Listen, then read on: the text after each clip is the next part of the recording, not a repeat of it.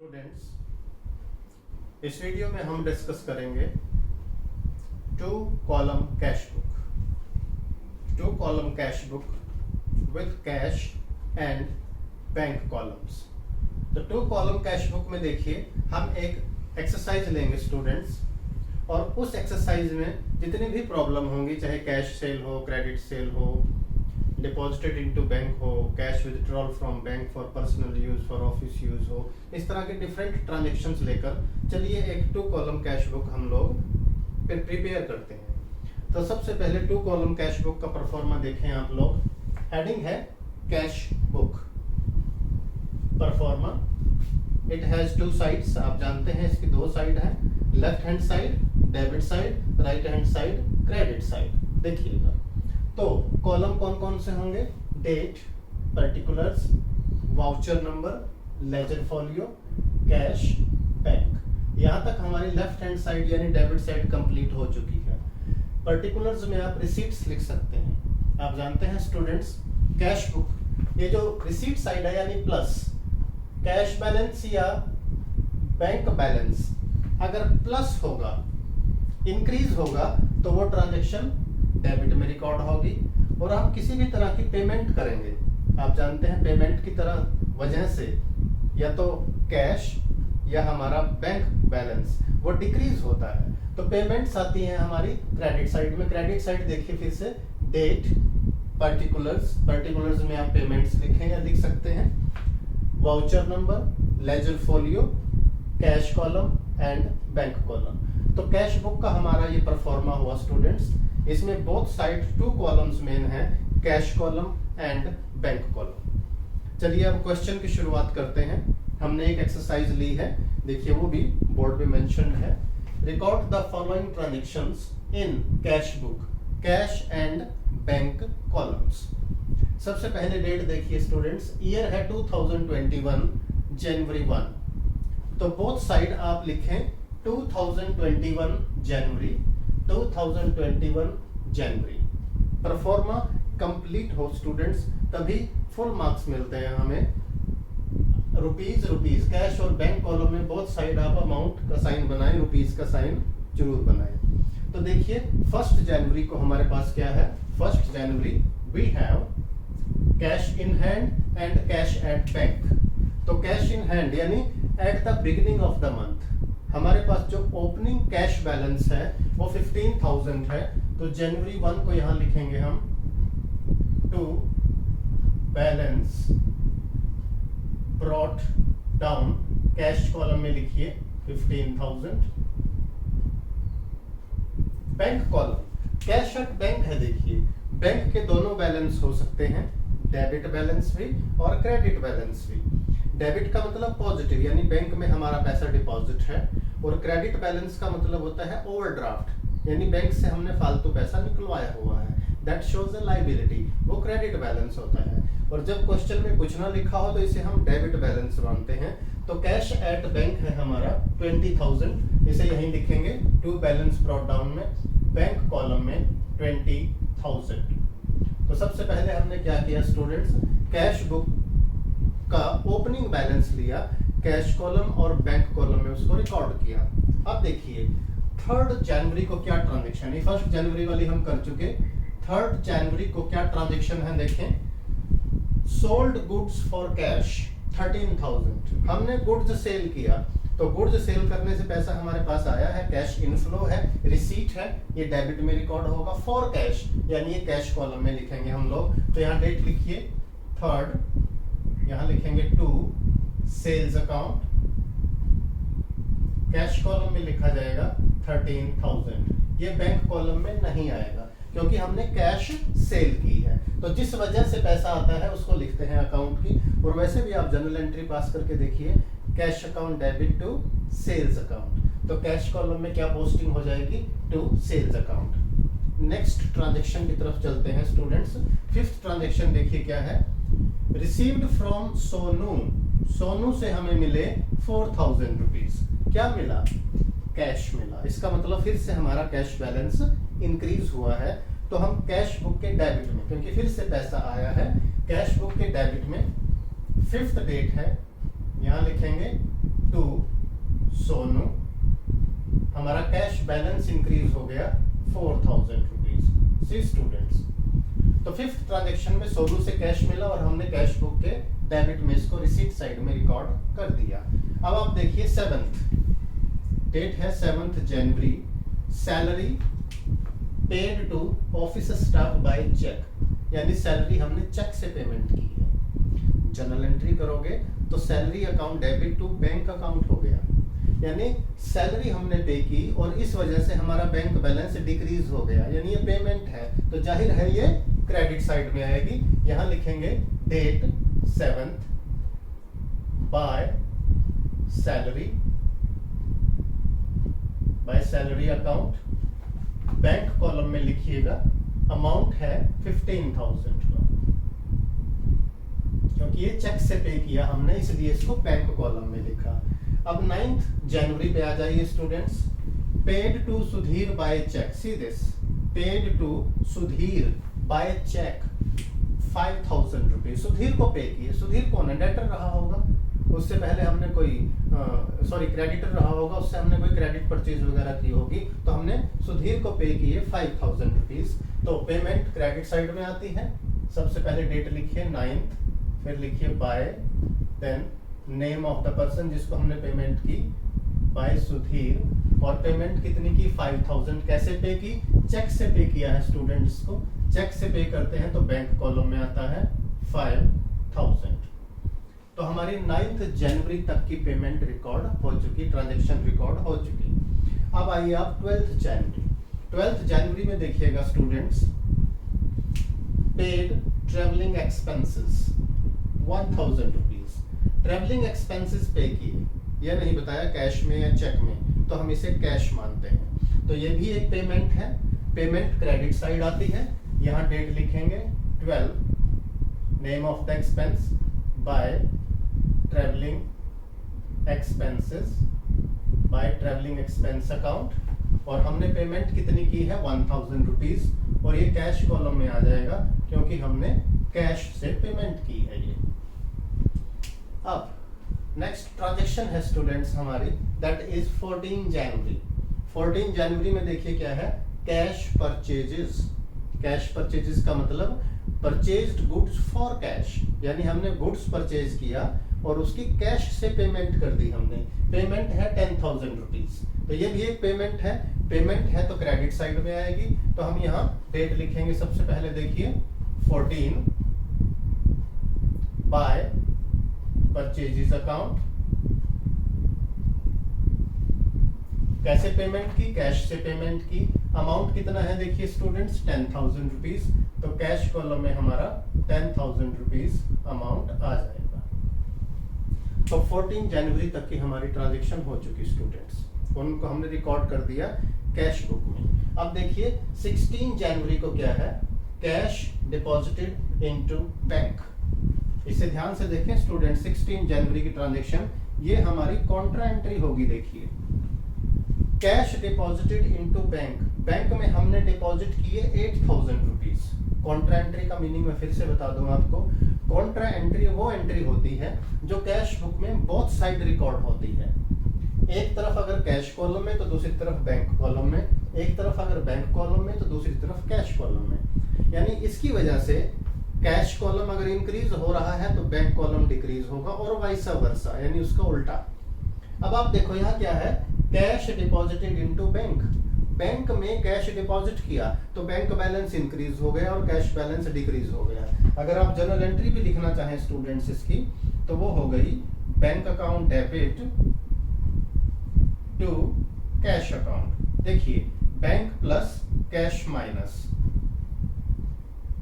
तो ये contra entry है क्योंकि कैश बुक के बोथ साइड रिकॉर्ड होगी। तो सबसे पहले प्लस वाली साइड ले लीजिए, बैंक अकाउंट हमारा बैंक बैलेंस इंक्रीज हुआ है, तो डेबिट में लिखेंगे यहाँ, डेट लिखिए 16, बैंक बैलेंस इंक्रीज हुआ है। देखिए कितना, 8,000 रुपीज से बैंक बैलेंस इंक्रीज हुआ है। एलएफ वाले कॉलम में लिखेंगे सी, कॉन्ट्रा के लिए सी वर्ड यूज होता है, और यहाँ लिखेंगे टू कैश अकाउंट। स्टूडेंट्स यहाँ आप लोग कई बार मिस्टेक करते हैं कि यहाँ 8,000 बैंक कॉलम में लिखा और यहाँ नहीं समझ में आता क्या लिखे, कैश लिखे या बैंक लिखे। इसका एक सिंपल सा तरीका है, वो क्या है, जिस कॉलम में आपने अमाउंट लिखा, देखिए बैंक बैलेंस इंक्रीज हुआ तो साथ वाले अकाउंट का यानी कैश का नाम लिखना है। अगर कैश कॉलम में लिखते हैं तो बैंक का नाम लिखना है यहाँ पर। इस बात को छोटी सी को ध्यान रखिएगा।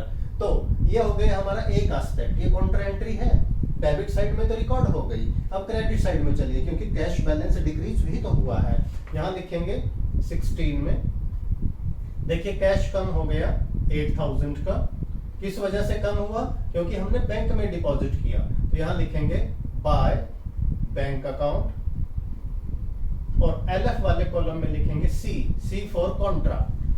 अब कई बार स्टूडेंट पूछते हैं कि सी हम यहाँ लिखते क्यों हैं, इसकी जरूरत क्या है। देखिए याद रखिए, कैश बुक एक सब्सिडियरी बुक है, यानी अपने आप में ये जर्नल भी है और ये लेजर भी है। जो ट्रांजैक्शन हम कैश कॉलम और बैंक कॉलम में लिख रहे हैं उनके लिए अलग से कैश अकाउंट और बैंक अकाउंट नहीं बनेगा।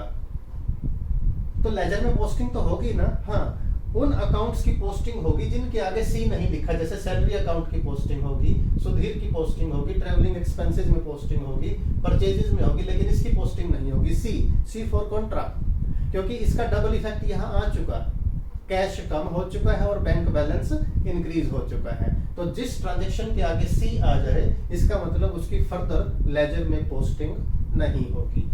स्टूडेंट्स आगे बढ़ते हैं, हमारे पास है डेट 17, और 17 में देखें स्टूडेंट्स दो ट्रांजैक्शन है। सबसे पहले कैश सेल, तो 17 डेट लिखेंगे डेबिट में, to sales account, cash sale हुई है, इस वजह से हमारा कैश इंक्रीज हो गया। देखिए कितना कैश इंक्रीज हुआ, 15000 का। तो कैश सेल 15000 कैश कॉलम में लिखा, बैंक में कुछ नहीं आएगा। सेकंड ट्रांजैक्शन देखो 17 जनवरी में ही, सेकंड ट्रांजैक्शन है परचेज्ड मशीनरी बाय चेक, यानी हमने मशीनरी परचेज की है, किससे, चेक से, यानी पेमेंट चेक से की है। तो पेमेंट हो गई है, लेकिन चेक से पेमेंट हुई है, तो बैंक बैलेंस कम होगा हमारा। तो पेमेंट कहाँ आती है, क्रेडिट साइड में। सबसे पहले डेट लिखें, बाय क्या खरीदा, मशीनरी, बाय मशीनरी, चेक से पेमेंट की है तो बैंक कॉलम में अमाउंट आएगा। और अमाउंट कितना आएगा स्टूडेंट्स, देखिए ये है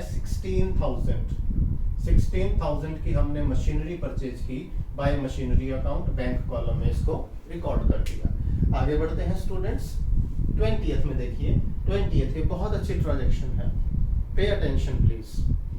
paid wages for erection of above machinery, यानी जो मशीनरी हमने 16000 की परचेज की थी, अब देखो मशीन आती है उसे कहीं इंस्टॉल करना पड़ता है। जैसे आप देखते हैं स्टूडेंट्स, घर में आप एसी ले आए तो एसी को इंस्टॉल करना होगा ना, विंडो में करना होगा। अगर विंडो एसी है, अगर स्प्लिट एसी है तो उसको थोड़ा वॉल पे हम लोग इरेक्शन यानी उसको इंस्टॉल करते हैं, और इंस्टॉलेशन पे अलग से एक्सपेंसेस होते हैं हमारे, उसमें थोड़ा सा वुड वर्क या एल्यूमिनियम वर्क करना पड़ता है, उस पर जो खर्च होता है। तो ये जो 17 तारीख को हमने मशीन खरीदी थी, 20 तारीख में इस मशीन को लगवाया होगा, और इस मशीन को सेट करने में, इंस्टॉल करने में 1000 रुपीज खर्च हो गई। अब क्या लिखें इसको, देखिए पेमेंट है हमें पता है, यहाँ लिखेंगे पेमेंट क्रेडिट में। तो क्या लिखें इसको, नॉर्मली आप लिख सकते हैं बाय वेजेस, लेकिन ये गलत हो जाएगा। किसी भी फिक्स्ड एसेट्स को इंस्टॉलेशन पे या इरेक्शन पे जो एक्सपेंसेस हो, उससे फिक्स एसेट की कॉस्ट बढ़ती है स्टूडेंट्स। तो हमारी जनरल एंट्री होगी, देखिए machinery account debit to cash account, यहाँ कैश पेमेंट की है, तो हम यहाँ लिखेंगे बाय मशीनरी,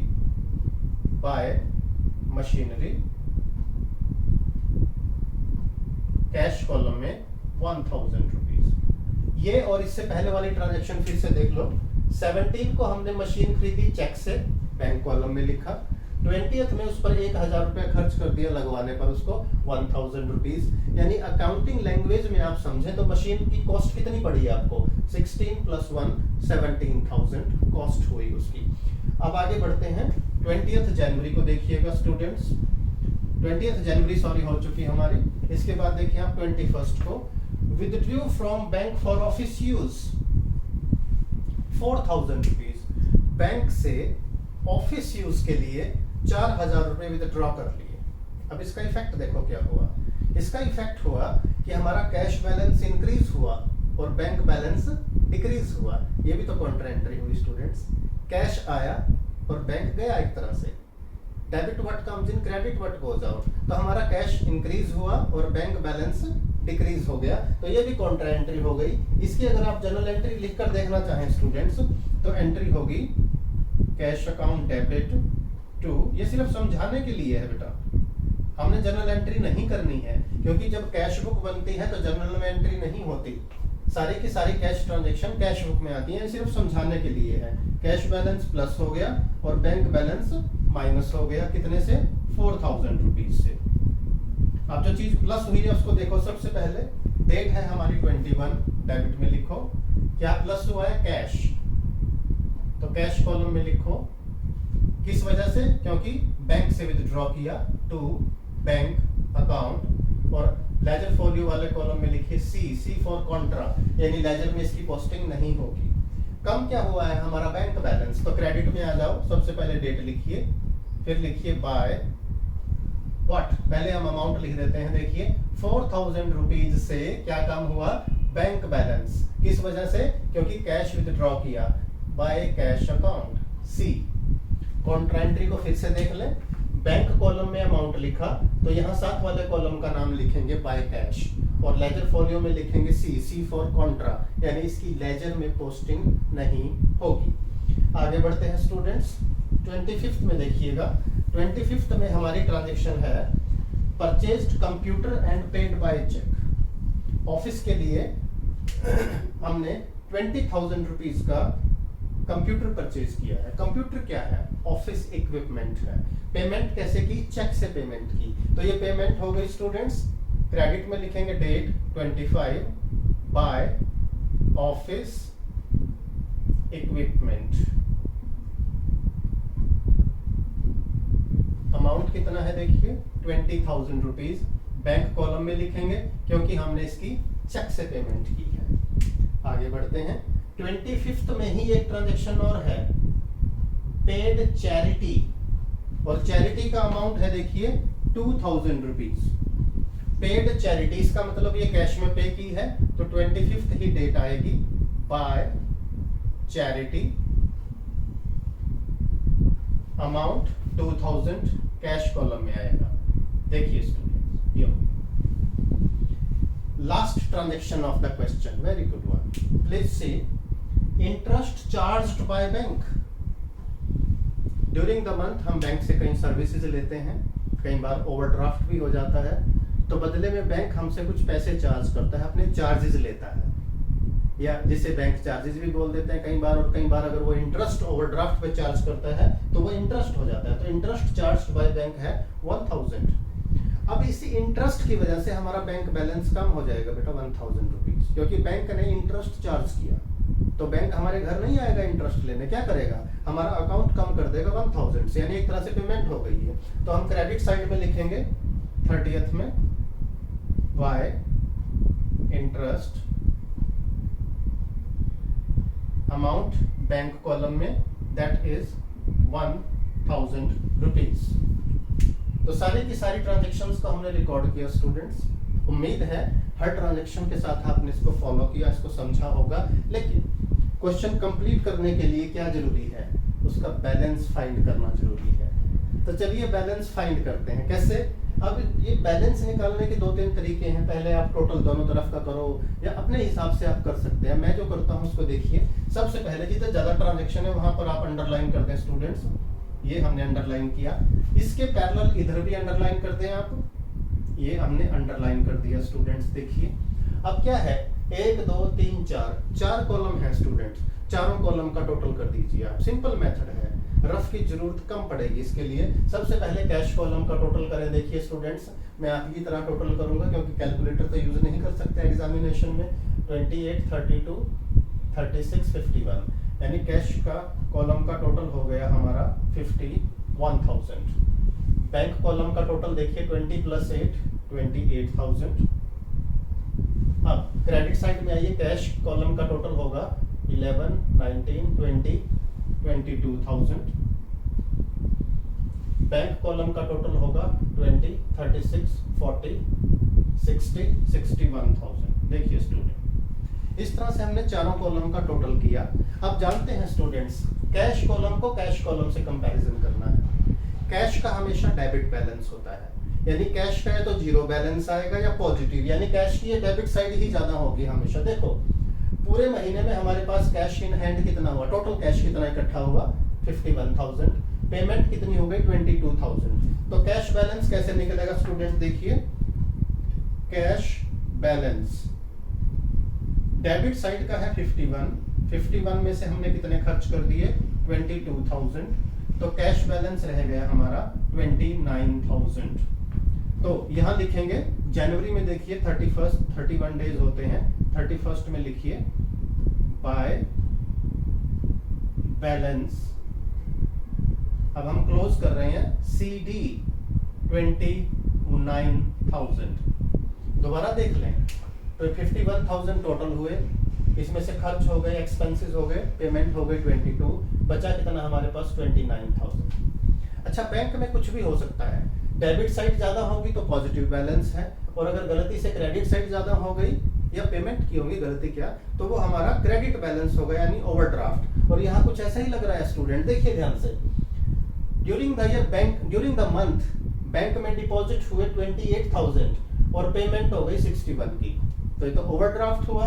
तो ओवरड्राफ्ट कैसे कैलकुलेट करेंगे, ओवरड्राफ्ट यानी क्रेडिट बैलेंस, यानी क्रेडिट साइड ज्यादा हो गई, 61 की पेमेंट हो गई और उसमें हमारे पास थे ओनली 28,000, तो कितना बचा स्टूडेंट, ये होगा आपका 33,000 रुपीज, और ये 33 का ओवरड्राफ्ट है। अब ये साइड ज्यादा है तो डेबिट को बराबर करने के लिए हमें बैलेंस यहाँ लिखना होगा स्टूडेंट, देखिए क्योंकि ये ओवरड्राफ्ट है। अगर डेबिट बैलेंस हो तो क्लोजिंग बैलेंस क्रेडिट में लिखते हैं, और अगर क्रेडिट साइड ज्यादा हो बैंक कॉलम की तो डेबिट में लिखते हैं।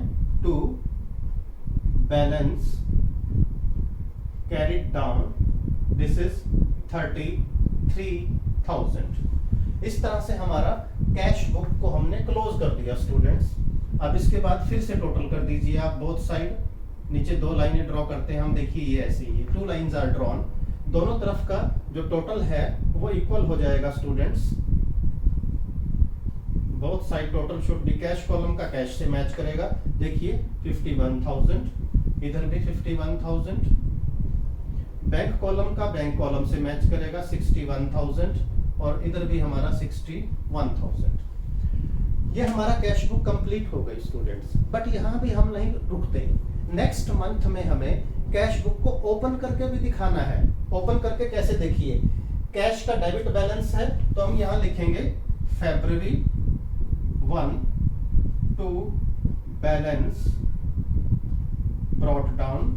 कैश बैलेंस देखिए, ये जो पिछले महीने का क्लोजिंग बैलेंस है नेक्स्ट मंथ का यानी फरवरी का, ये ओपनिंग बैलेंस हो जाएगा। इसी तरह जनवरी मंथ का जो क्लोजिंग बैलेंस है किसका, कैश बुक बैंक बैलेंस का, बैंक से ओवरड्राफ्ट है, ओवरड्राफ्ट का मतलब क्रेडिट बैलेंस, तो फरवरी में ये क्रेडिट में लिखा जाएगा February 1 by balance brought down. Opening balance के लिए BD वर्ड यूज करते हैं, और बैंक कॉलम में लिखिए 33,000। तो कैश बुक एक सब्सिडरी बुक है स्टूडेंट्स, बहुत अच्छे से प्रैक्टिस कीजिएगा। ध्यान देना होगा कुछ चीजों पे, जैसे इसमें कुछ कॉन्ट्रा एंट्री आई थी उन पे ध्यान देना है। जैसे एक ट्रांजैक्शन आई थी 17 और 20 की, मशीन परचेज की, उसके इरेक्शन एक्सपेंसेस हैं। फिर कैसे कैश बुक को क्लोज करना है और कैसे नेक्स्ट मंथ में इसको ओपन करना है।